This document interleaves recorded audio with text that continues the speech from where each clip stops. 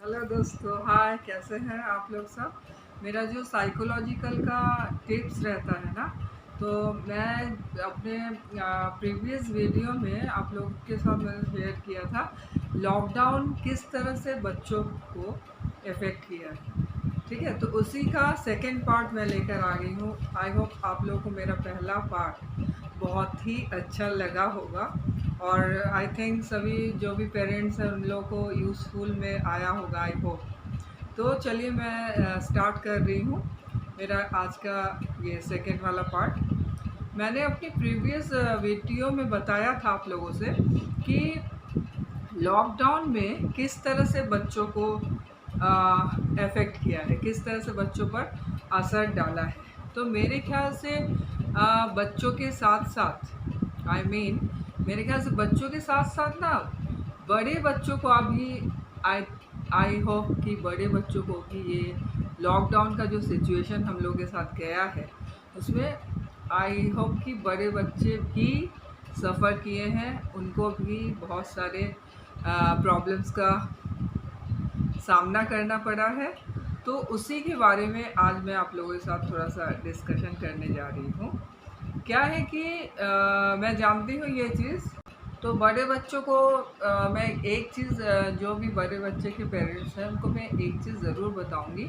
ये लॉकडाउन में बड़े बच्चे भी बहुत सारे प्रॉब्लम्स का उनको फेस करना पड़ा है। तो मैं उन गार्जियन पेरेंट्स को ये चीज़ बताना चाह रही हूँ ना कि बच्चों को ना ज़िद मत करने दीजिए, उनको ज़िद्दी मत बनाइए। ज़िद्दी होने से क्या होगा ना, वो फिर गलत बात सोचेंगे, गलत बात करेंगे। उस कंडीशन में हम लोग फिर कुछ नहीं। तो बहुत सारे पेरेंट्स क्या करते हैं, बचपन में हम लोग बच्चों को सिखाना चाहिए कि क्या गलत है क्या सही है। बहुत से पेरेंट्स क्या करते हैं, छोड़ देते, सोचते हैं कि अरे ठीक है अपने से ही बच्चा सीख जाएगा। लेकिन नहीं, अगर वो चीज़ हम लोग बचपन से ही बच्चों को सिखा देना कि क्या सही है क्या गलत है, तो बच्चा जब 13-14 साल का हो जाता है तब उसके अंदर ये चीज़ समझ आ जाती है, क्योंकि उसको बचपन से ही ये सारे गुण और अवगुण की जो होते हैं फैक्टर्स, वो सब हम लोग सिखा देते हैं।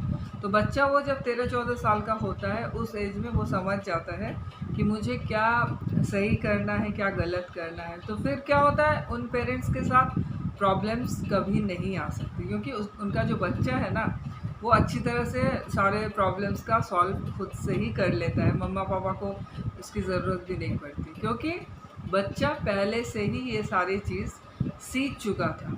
और वो कहीं ना कहीं इस चीज़ के लिए ना अपने मम्मी पापा को थैंक्स भी बोल सकता है। हाँ, एक्चुअली क्या है ना दोस्तों, ये सब में ना बच्चों की कोई गलती नहीं होती है। एक्चुअली देखा जाए तो बच्चों की इसमें कोई गलती नहीं होती, गलती हम बड़ों की ही होती है, हम पेरेंट्स की ही गलती होती है कि हम लोग अपने बच्चों को ये सारी चीज़ सिखाएं। जो गार्जियन सिखा देते हैं अपने बच्चों को ये सारी चीज़, उनको कोई भी प्रॉब्लम सॉल्व प्रॉब्लम्स नहीं आ सकती।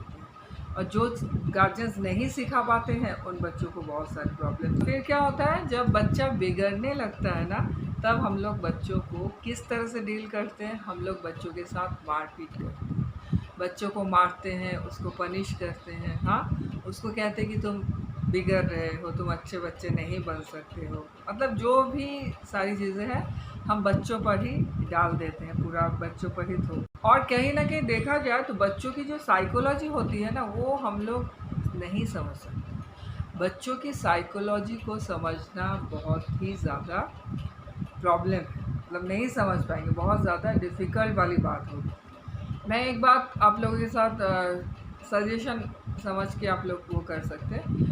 जो बच्चे मतलब हम लोग क्या करते डील करते हैं कि चलो उसके साथ मतलब बहुत ज़्यादा ही रूड बिहेव करने लगते हैं पेरेंट्स का, तो वो ना करके अगर हम उस बच्चे से दोस्ती कर लें, फ्रेंडशिप कर ले। दोस्तों, फ्रेंडशिप एक ऐसी चीज़ है, एक ऐसी मजबूत चीज़ है ना। तो वो अगर हम लोग कर लेना, मतलब गार्जियन मम्मी पापा, कोई भी, मम्मी भी कर सकता है पापा भी कर सकते हैं। पापा लोग ज़्यादातर ऑफिस चले जाते हैं, उनको ज़्यादा टाइम नहीं। मम्मा के लिए ये चीज़ मैं बोल रही हूँ, मम्मा अगर फ्रेंड बन जाती है तो बच्चा क्या करेगा फिर, अपनी जो भी उसके स्कूल में कोई भी प्रॉब्लम होगा या फ्रेंड सर्कल में कोई भी प्रॉब्लम होगा ना, तो वो आके डायरेक्ट अपनी मम्मा के साथ शेयर करेगा वो बात। अगर सारी मम्मी लोग ये अपने दिमाग में घुसा ले कि हम बच्चे के साथ उसकी एक फ्रेंड बन जाएंगे, मम्मी नहीं, हम एक फ्रेंड बन जाएंगे, फ्रेंड बन के हम उसके सारे प्रॉब्लम्स को सॉल्व करने की कोशिश करेंगे।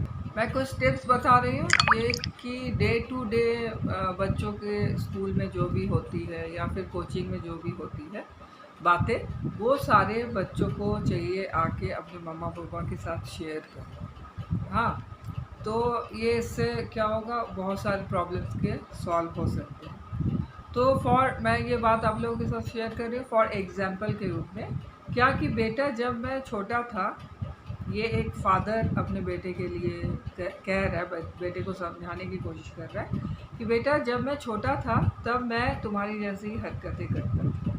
हाँ, पर मेरे बाबूजी मुझे हमेशा अच्छी अच्छी आदतें सिखाते थे कि सुबह जल्दी उठो, जल्दी से ब्रश करो, और अपनी पढ़ाई पूरी करो, फिर खेलने भी जाओ, दोस्तों के साथ क्या अच्छी बुरी जो भी बातें हो रही है, अच्छी बातों को अपने दिमाग में रखो, और जो बुरी बात है उसको बाहर फेंको, ठीक है, उसको डस्टबिन में डाल के आओ, ठीक है। फिर ये सारी चीज़ें मैं अपने बाबूजी से मतलब सीखता था।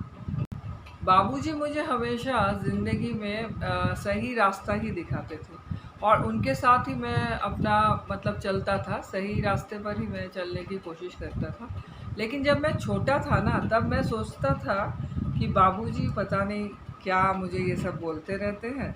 हाँ, उनको कुछ पता नहीं, मेरे बाबूजी को कुछ पता नहीं है और दुनिया में कुछ नहीं जानते हैं, ऐसा ही फील होता था। पर जब मैं कोई भी मुसीबत में पड़ता था, ना, बाबूजी ने ही मेरा वहाँ पे आके मेरी मदद की है, मुझे उस मुसीबत से बाहर निकालने का रास्ता बताया है। हाँ, और मुझे संभाला भी है, बाबूजी ने ही संभाला है। तो इसी तरह से तुम भी अपनी तकलीफ़ों को मेरे साथ शेयर करो, और मैं भी तुम्हारी मदद करूँगा एज अ फ्रेंड। ये हर एक मम्मा पापा के लिए मेरा ये मैसेज है। प्लीज़ आप लोग ये चीज़ को फॉलो कीजिए, और तब देखिए कि आपके बच्चे के अंदर क्या क्या अच्छाइयाँ हैं, वो सारी आप लोग को पता चल जाएगी। कोई भी बच्चा बुरा नहीं होता, बुरा होता है समय, बुरा होता है सिचुएशन। तो उस सिचुएशन में हमें रहकर किस तरह से आगे बढ़ना है, मुझे जो भी मैंने अच्छे बुरे सब चीज़ मैंने देखा, लेकिन मैंने सिर्फ अच्छे चीज़ों को ही लिया अपने पास, और जो बुरे चीज़ है वो सारे मैंने डस्टबिन में डाल दिए। ठीक है दोस्तों, तो आज बस यहीं तक मेरा ये वीडियो मैं एंड करने जा रही हूँ। मेरा थर्ड पार्ट फिर से आएगा आप लोगों के लिए। आई होप आप लोगों का ये मेरा जो वीडियो है ये आप लोगों को बहुत ज़्यादा मतलब कुछ ना कुछ तो प्रॉब्लम का सल्यूशन आप लोग को ज़रूर मिलेगा मेरे इस वीडियो से। तो इसी तरह से मेरे सारे वीडियोस को आप लोग देखते रहिए रचनाज़ आर्ट फैक्ट्री में।